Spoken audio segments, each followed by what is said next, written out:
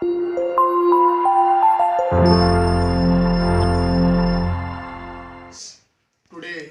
I will explain you Henry's law, so you just listen carefully. Henry का नियम gases की liquids में solubility को समझाने के लिए यूज किया जाता है। तो अपन ने कोई लिक्विड लिया, सपोज वाटर लिया, पानी लिया 1 लीटर, और उसके ऊपर कोई गैस को रखा और उसके ऊपर पिस्टन से प्रेशर लगा रहे हैं। तो प्रेशर लगाने से गैस लिक्विड के अंदर डिजोल्व होगी। जितना ज़्यादा ऊपर से गैस के ऊपर प्रेशर लगाएंगे, गैस की सोल्युबिलिटी लिक्विड में उतनी ही बढ़ती जाएगी। इस संबंध में हेनरी ने एक नियम दिया जिसे हेनरी का नियम कहते हैं। उसका स्टेटमेंट क्या है? उसका स्टेटमेंट ये है, more the partial pressure of the gas over the liquid more is the solubility. Means जैसे जैसे पार्शियल प्रेशर को बढ़ाते जाएंगे, गैस की सोल्युबिलिटी लिक्विड में बढ़ती जाएगी। इसका मैथमेटिकल एक्सप्रेशन है P is directly proportional to X, P is equal to KH into X। यहाँ पे X क्या है? जो गैस लिक्विड में घुलेगी उसकी सोल्युबिलिटी को मोल फ्रैक्शन के रूप में लिया है। दूसरी चीज प्रेशर है। KH यहाँ पर Henry constant, so KH is equal to Henry constant. Okay, now its applications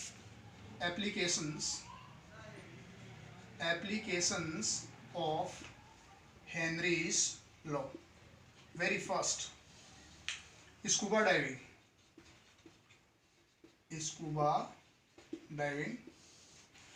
सुनो बच्चों, ध्यान से सुने क्या होता है। स्कूबा डाइविंग क्या है? स्कूबा डाइविंग ये है कि जैसे कई बार शिप वगैरह एक्सीडेंट हो जाती हैं, तो उनसे होने से वहाँ पर डेड बॉडीज पानी के अंदर रह जाती हैं। तो प्रोफेशनल डाइवर्स जो होते हैं वो उनको निकालने के लिए डीप सी में जाते हैं।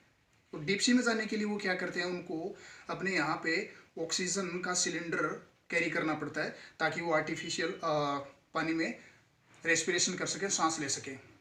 अब सुने ध्यान से आप, अगर वो नॉर्मल एयर लेके जाएंगे तो नॉर्मल एयर के अंदर क्या है कि नाइट्रोजन, ऑक्सीजन और बाकी सब अदर गैसेस हैं। जैसे जैसे वो पानी के अंदर डीप सी में अंदर जाएगा तो नीचे जाने से पार्शियल प्रेशर बढ़ेगा, और पार्शियल प्रेशर बढ़ने से गैसेस की जो सोल्युबिलिटी है ब्लड में वो बढ़ेगी, और बढ़ने से उसके अंदर, उसके ब्लड में काफ़ी सारी गैसेस डिजोल्व हो जाएंगी। जैसे ही वो अपनी किसी डेड बॉडी को लाके या कोई भी उसका प्रोजेक्ट है उसको करके जैसे ही वापस बाहर आएगा ऊपर के पानी की तरफ, तो क्या होता है, धीरे धीरे जैसे जैसे ऊपर आएगा तो पार्शियल प्रेशर कम होता जाता है। पार्शियल प्रेशर जैसे जैसे कम होगा तो गैसेस की सोल्युबिलिटी कम होगी, और गैसेस की सोल्युबिलिटी कम होगी तो वो ब्लड से वापस बाहर आएंगी। उस समय क्या प्रॉब्लम होगी कि नाइट्रोजन जो है वो एक साथ बाहर निकलेगी, और बाहर निकलने से अपनी जो ब्लड वेसल्स हैं उसमें उसके बबल्स रह जाते हैं, और वो बबल्स कई बार फट जाते हैं, और फटने से स्कूबा डाइवर की डेथ हो जाती है। This is called bands. तो इस बैंड्स को अवॉइड करने के लिए क्या किया जाता है, अपन नॉर्मल एयर को ना कैरी करके नई एयर प्रिपेयर करते हैं। उसका कंपोजिशन क्या है? उसका कंपोजिशन ही है 56 point something is nitrogen and 32.1% oxygen and remaining is helium. अब सुने गाइस, हीलियम को क्यों मिलाया? हीलियम की ब्लड में सोल्युबिलिटी कम है, तो जैसे स्कूबा डाइवर जाएगा तो वो उसकी सोल्युबिलिटी भी कम होगी। जैसे वो वापस बाहर आएगा तो वो तुरंत ब्लड से वैसे कि वैसे बाहर निकल जाएगी। उसमें बैंड्स की प्रॉब्लम ही होगी। तो आपने इसमें देखा कि नाइट्रोजन ज़्यादा डिजोल्व होने के कारण बैंड्स होने से स्कूबा डाइवर्स मर जाते हैं। तो अपन ने उस नई एयर के कंपोजिशन में हीलियम को डाला, तो ये स्कूबा डाइविंग में हेनरी लॉ का एप्लीकेशन हुआ। Second thing, scuba diving second application is soft drinks. What soft drink is? जैसे पेप्सी है, कोका कोला है, या फिर मिरिंडा है, या जो भी अदर सॉफ्ट ड्रिंक्स हैं, कार्बोनेटेड ड्रिंक्स, उन सब में कार्बन डाइऑक्साइड के हाई प्रेशर के अंदर उनको पैक किया जाता है। तो व्हाट हैपन्स इज, किसी भी सॉफ्ट ड्रिंक की जो बोतल है उसको पैक करने के लिए उसके अंदर कार्बन डाइऑक्साइड को मिलाया जाता है। जनरली क्या है कि कार्बन डाइऑक्साइड का जो प्रेशर है नॉर्मल मीन्स नॉर्मल इन्वायरमेंट में वो 1 atm है। तो अगर 1 atm से ज़्यादा का प्रेशर लगाएंगे तो कार्बन डाइऑक्साइड की सोल्युबिलिटी ज़्यादा बढ़ेगी, और बढ़ने से जो ये कार्बोनेटेड ड्रिंक्स हैं इनका टेस्ट अच्छा हो जाता है। तो इन सब को पैक करने में हेनरी लो का कहीं ना कहीं यूज़ है। Third is anoxia.